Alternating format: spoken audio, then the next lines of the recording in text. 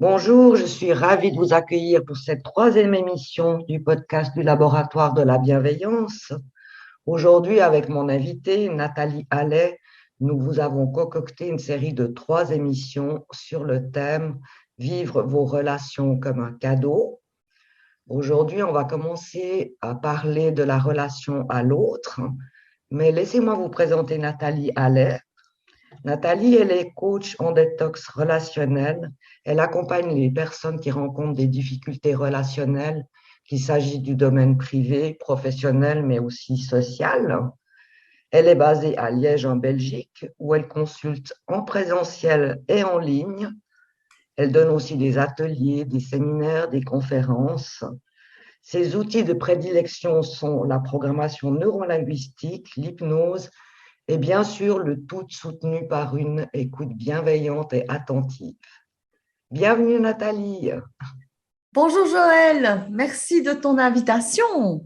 c'est Et avec grand bon, plaisir. Comment vas-tu? mais écoute, je suis en joie d'être là avec toi et je suis impatiente de partager avec toi et tes auditeurs toutes ces informations afin que chacun puisse évoluer, progresser ou tout simplement s'informer. Voilà. Ouais, c'est très chouette. J'ai une première question, Nathalie. Qu'est-ce qui t'a amené à mettre au cœur de ton métier la relation? En fait, je n'en ai pas eu conscience au début parce que progressivement, je me suis rendu compte que j'aidais toujours des personnes qui avaient des difficultés relationnelles. C'est elles qui venaient à moi. Donc, on va dire que les choses ont cheminé par elles-mêmes. Et ce n'est pas étonnant puisque personnellement, moi, je dis toujours, la relation toxique, je suis tombée dedans quand j'étais petite Mhm. et un peu comme Obélix. Et en fait, j'ai transcendé ces douleurs qui sont les comportements, les peurs et tous ces inconvénients de vivre des relations difficiles et pénibles. J'ai transcendé tout ça et grâce à mes formations, eh bien, j'ai compris aussi ce qui se passait dans ma vie. Et ensuite, ben, j'ai mis ça aussi au service de l'autre parce que on peut aussi parfois aider à travers notre propre expertise et c'est ce que j'ai fait de ma vie professionnelle. Oui, Voilà. tout à fait, tout à fait. Et j'ai aussi envie de dire que pourquoi est-ce qu'on décide comme ça un jour de se consacrer aux difficultés relationnelles, à la relation, que ce soit la relation de couple, comme tu disais, ou la relation professionnelle ou amicale. En fait, on peut tous en arriver à la conclusion que tout est relationnel ou rien ne l'est. Parce que dès lors qu'on est même en voiture, dans un embouteillage, en train de pester sur l'autre qui n'avance pas, c'est juste un exemple anecdotique, bien on est déjà en relation, on est toujours en relation. C'est ça, c'est le propre de l'humain, hein. Oui, oui, On ne peut complètement. pas se développer hors de la relation, c'est impossible. Ça, c'est évident. Mm. Et Oui. à travers tes consultations auprès de ces personnes qui rencontrent des difficultés, par exemple dans le couple, est-ce qu'il y a des blessures récurrentes ou des schémas récurrents que tu as pu observer? Alors, dans le couple, il y a souvent euh, des malentendus, des non-dits et des difficultés à exprimer les besoins et les ressentis. Mhm. Alors, c'est en gros, c'est ça qui génère la difficulté relationnelle. Si chacun arrivait à communiquer clairement et avec bienveillance, eh bien, il y a beaucoup de choses qui peuvent se résoudre à travers ça. Tout à fait. Et à ton sens, pourquoi est-ce que c'est si difficile de communiquer dans le couple? Alors, je pense que nous sommes issus d'éducation et de programmes ancestraux Et dans notre culture, il n'est pas courant de communiquer ses émotions, ses besoins, ses ressentis. On ne nous apprend pas ça à l'école et Mhm. je dirais même qu'on nous apprend ça rarement dans les familles. Et quand je dis nous, je parle de nos générations. Et dans les générations à venir, je me rends quand même compte et j'ai espoir que des métiers comme les miens ou des métiers de communication dans les écoles, beaucoup d'instituteurs, d'institutrices se forment et amènent les enfants maintenant à dire les choses. Donc, il y a beaucoup de choses qui sont mises en place et je pense que les futures générations ne vivront pas les mêmes choses parce qu'elles vont oser communiquer, mais ça progresse à tout petit Mhm. pas, millimètre par millimètre. Donc, oui, je pense que finalement, c'est culturel. On est un peu gêné on est gêné d'avoir mal, on est gêné de se sentir blessé, on est gêné de demander. Et on a toute euh, tout ce bagage derrière nous qui, qui nous fait croire que ce n'est pas la peine de communiquer ou que ce n'est pas bien. Mhm. Ou peut-être même il peut y avoir des choses, je pense, hein, tu me diras, qui touchent à la valeur qu'on se porte, à l'autorisation qu'on se donne aussi Mhm. dans la relation. Oui, mais les autorisations que l'on se donne, c'est aussi encore une fois issu généralement d'un programme parce que euh, si on n'a pas reçu l'autorisation par une autorité bienveillante, Mhm. tout petit, on ne se donne pas facilement l'autorisation par soi-même. C'est ça, c'est ça. C'est tellement plus simple quand tu as eu tout petit des parents qui t'ont invité à t'exprimer et qui t'ont écouté, entendu, reconnu. Mm, Mhm. mm. Ouais, je pense que ça, c'est aussi très important pour nous comme parents de Mm. prendre conscience à quel point c'est important aussi pour nous de nous ouvrir, d'écouter et d'essayer, si c'est possible, de ne pas retransmettre des souffrances. Voilà, maintenant, il ne s'agit pas de culpabiliser les parents que nous sommes Non, non.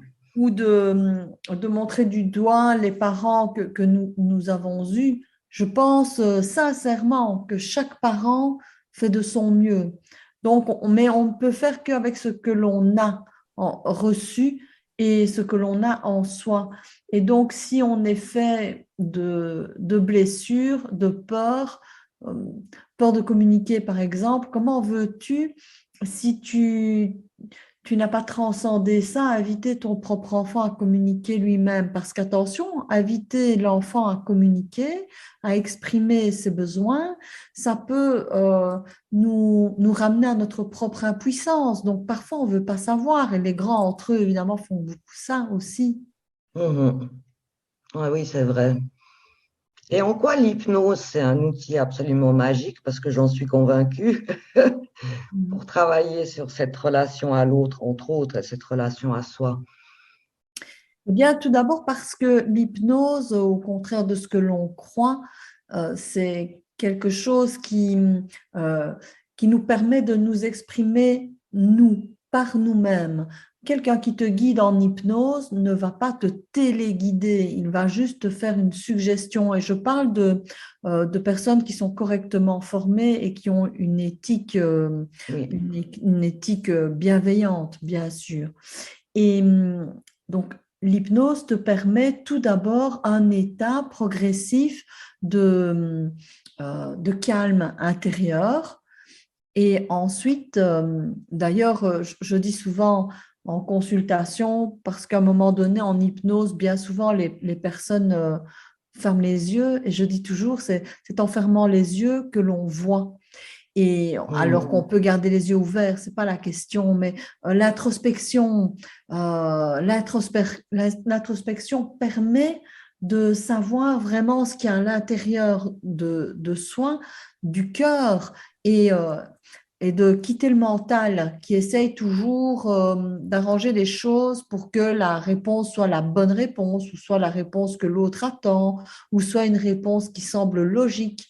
Or, lorsque l'on recherche des causes ou des ressentis, mais ce n'est pas forcément logique dans la logique du mental. On peut avoir un souvenir très très ancien qui, aux yeux de l'adulte que nous sommes aujourd'hui, peut paraître complètement anecdotique. Et en fait, lorsque l'on était enfant, ça a pris une ampleur monumentale et ça a causé quelque chose qui inconsciemment est submergent dans un comportement, par exemple. Vois-tu? Oui, oui, je vois, je vois. Donc, l'hypnose permet ce lâcher prise et permet de ne pas être en train de réfléchir à la réponse et qu'elle soit juste pure. Oui, complètement. C'est une forme de réponse de l'inconscient aussi, hein. C'est ça, c'est une réponse de l'inconscient. On appelle ça l'inconscient en hypnose, on peut l'appeler l'âme, on peut l'appeler le cœur. En tous les cas, tout ce qui est épuré eh bien, des sources de la bienséance, de la culture et bon, du monde du mental, quoi. Mhm. Mm. Est-ce que moi j'ai bien aimé en hypnose, hein, parce que j'en ai fait avec toi, hein. Oui, oui, J'ai testé. C'est vrai que quand je regarde dans le rétroviseur du passé, je vois qu'il y a certaines choses qu'on a abordées en séance qui sont plus du tout sur mon chemin. C'est définitivement terminé. voilà. Ça, je trouve génial. Oui, tout à fait. C'est aussi pour ça que c'est un de mes outils préférés. C'est parce que ce qui est réglé en hypnose ne revient jamais. C'est définitif.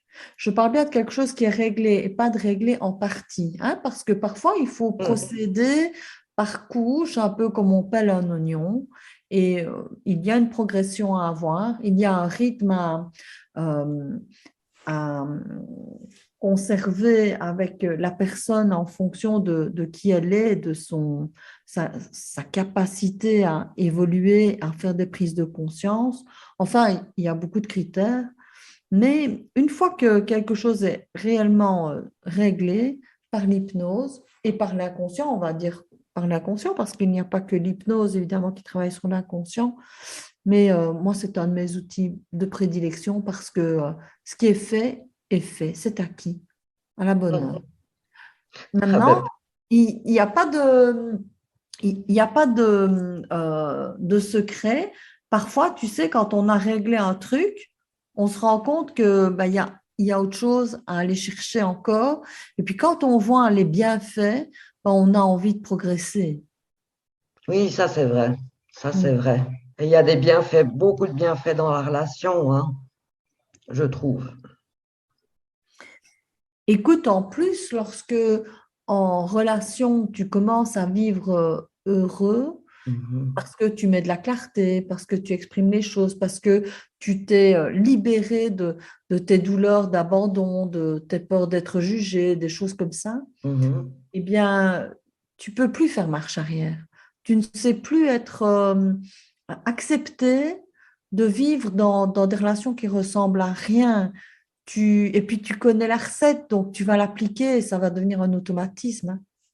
Oui, tout à fait. Puis moi, ce que j'ai observé, ce que j'ai eu accompagné des couples, c'est à quel point quand on commence à se libérer hein, de ces fardeaux, etc., et à entrer dans une vraie communication avec son conjoint, par exemple, à quel point ça permet aux deux individus d'évoluer en croissance, en fait.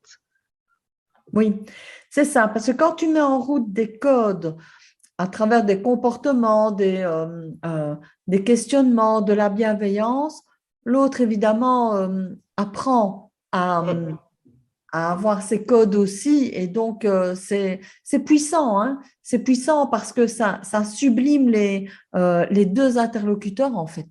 Ouais, c'est exactement ça. Et puis ce que j'observais aussi, enfin, je te partage une réflexion que j'avais, c'est une chose que de vivre les choses avec soi-même, hein, d'aller en profondeur avec soi, c'en est une autre que de poser ça face à l'autre, de le poser dans la relation. Mhm, Ça a beaucoup plus d'effet parce que ça a mhm. été communiqué, parce que ça a été dit, parce que ça a été offert. C'est ça. Et parce que c'est un témoignage. C'est ça. Et je pense que chez les êtres humains, le témoignage a une grande valeur. Lorsque tu vois quelqu'un qui, euh, qui témoigne d'une certaine authenticité, qui Mm. ose, qui existe pleinement dans sa pleine lumière, ben, tu as envie d'en faire autant, hein, c'est logique. C'est ça, c'est contagieux en fait. Oui, c'est ça. C'est contagieux. Est-ce que toi, des fois, tu accompagnes des couples aussi, Nathalie? Alors, les couples, lorsque je les accompagne, eh bien, il faut savoir que ces personnes-là, je souhaite vraiment qu'elles soient toutes les deux partantes pour Mm. entrer dans un processus. Et honnêtement, c'est rarement le cas parce que les personnes qui viennent me consulter euh, veulent à tout prix, comment dire, convaincre l'autre de faire le chemin aussi. Mhm. Et ça, je déconseille, c'est inutile d'obliger quelqu'un à vouloir avancer. Ensuite, c'est déjà arrivé d'avoir des couples qui viennent ensemble et là, c'est très important que chacun ait son temps de parole. C'est très important d'enseigner l'écoute et la bienveillance. Mm. Mais de toute façon, même lorsqu'il n'y a qu'une des deux personnes qui vient me consulter alors qu'il y a un problème de couple, comme on le disait tout à l'heure, tu vois, il y a une répercussion. Mm. Et inévitablement, et heureusement, l'autre va réagir à bon escient et ils vont avoir des... Moi, je leur propose de mettre en place des communications sous forme de réunions, des temps de Mhm. réunion en tête à tête où on coupe le téléphone, on coupe la télé, on met les enfants chez papy et mamie et on s'offre ce temps de mise au point et on Mhm. prépare ce temps. Voilà, si ça Mhm. peut donner ici un outil aux auditeurs, c'est vraiment un conseil que je donne. Et en fait, on prépare ça comme on prépare une réunion de travail, hein. On se Mhm. dit, OK, quand est-ce que tu as du temps pour qu'on parle de tel point ou bien pour qu'on fasse un bilan de ce qui se passe là? Est-ce que Mhm. on fait ça jeudi, dimanche, ok, de telle à telle heure? Voilà, moi, je considère qu'il va nous falloir autant de temps. Qu'est-ce que tu en penses? Oui, non. Et on prépare ce temps de Mhm. partage. Et lorsqu'arrive le temps de la réunion, alors chacun ayant préparé ce temps de partage, je leur dis, prenez même des notes chacun de votre côté parce que quand on est en dialogue, si on est pris par l'émotion, on oublie de dire des choses. Et puis, c'est après qu'on se dit, ah, j'aurais dû dire ça et je voulais aussi parler de ça, etc. Si Mhm. chacun a bien préparé ce temps de partage, eh bien, tous les points sont relevés et alors on avance, mais à pas de géant. C'est ça. Et là, en fait, on nourrit cette relation effectivement comme un cadeau qui est infiniment précieux. Oui, complètement, oui. Et chaque relation est un cadeau parce que chaque relation, lorsqu'il y a une difficulté, eh bien, elle est cadeau parce que au bout de la difficulté, il y a toujours un enseignement. Et parfois, l'enseignement, c'est de se connaître soi, c'est de se rendre compte que, tiens, j'ai des besoins, l'autre n'y répond pas, et donc je râle, et je lui en veux, et je vais piquer une colère. Et Mhm. tu vois, c'est l'enchaînement. Et si on veut bien prendre le temps de remonter cette chaîne-là, on arrive à la source en nous, mais c'est Oui. l'autre qui est venu par son attitude éveiller ça en soi. Donc, Mhm. une fois que j'ai pris conscience que je ne suis pas OK dans telle ou telle situation, c'est seulement là que, avec beaucoup de courage, parfois, je peux aller régler le problème. Par l'hypnose, par exemple, par de la visualisation ou par un dialogue, enfin, à travers plusieurs techniques voilà, que je maîtrise en guidance sur le plan de l'inconscient, même si ça reste un souvenir, parfois et bien souvent, bien, il génère encore beaucoup de douleurs, de tensions. Et Mhm. ce sont des vibrations dont on peut se libérer, hein, pourquoi les garder? Oui, c'est vrai. Pourquoi se pourrir la vie, effectivement? Oui, moi, je vois pas. Ah oui. Mais ça fait du bien à entendre. Je trouve que c'est inspirant, tu vois, de voir aussi que il peut y avoir des frictions dans un couple. C'est Mhm. logique, on n'est pas les mêmes. On est Mhm. deux univers qui doivent se rencontrer, mais que c'est aussi une belle occasion de retourner à soi et d'apprendre à grandir en soi et dans la relation. Oui, c'est ça. En PNL, parce que un de mes autres outils préférés, c'est la Mhm. PNL, hein, la programmation neurolinguistique. On appelle ça la carte du monde. Chacun, en effet, a sa propre carte du monde, ses propres codes, ses propres croyances. Et voilà, comme tu dis, Joël, tout à fait, nous sommes deux univers différents qui tentent de composer ou qui composent aussi parfois très bien, c'est merveilleux. Oui, tout à fait, tout à fait. Je voulais faire aussi peut-être un petit aparté sur les relations dans le monde professionnel, Mhm. puisque tu adresses aussi ce domaine-là. Mhm. Comment tu vois les choses en termes de relations dans l'entreprise? En fait, pour moi, toutes les relations, c'est le même schéma. Que tu sois en relation avec l'autre dans tes amours, en amitié, en famille ou dans l'entreprise, tes comportements, tes réactions en fonction du monde de l'autre, ce sont des résultats des mêmes sources en fonction Mhm, de ta vie. Donc, évidemment, lorsque les personnes ne savent pas se piffer, euh, eh bien, c'est intéressant. Qu'est-ce que l'autre vient générer? Qu'est-ce qu'il y a comme dualité là qui se joue entre nous? Dans un décor différent, ici le décor du travail, mais mhm, le process est le même. mhm. Oui, tout à fait. Ça peut être une réflexion intéressante bah, pour chaque personne dans une équipe, par exemple, de Oui, voir un peu ce qui se joue dans les différentes interactions avec tous ces univers que sont nos supérieurs, nos subalternes, nos collègues. voilà, et les représentations, et puis Oui, comment ça fait écho chez voilà. nous le petit enfant qu'on a été, hein. Mais c'est ça, parce que C'est c'est là là. qu'on a appris le monde, hein. Et en fait, j'ai bien souvent des personnes qui viennent me trouver parce qu'elles vivent des horreurs au travail, hein, Hum, des conflits, des dépendances, des peurs. Et elles n'osent pas dire, elles n'osent pas exprimer parce que derrière, il y a quoi? Il y a la peur de manquer, il y a la peur de perdre l'emploi. Et en hum, fait, lorsque on en arrive à pouvoir communiquer en bienveillance, on arrive à régler beaucoup de choses. Et, hum, et là où ce n'est pas possible de régler les choses parce qu'on n'est pas d'accord, mais il y a un moyen de dépasser le truc en voyant évidemment pourquoi ce décor est là devant moi, pourquoi je suis en train de vivre cette épreuve, voilà, dans le décor du travail. Et que hum. la vie me propose là de dépasser, de transcender une bonne fois pour toutes, encore et encore peut-être.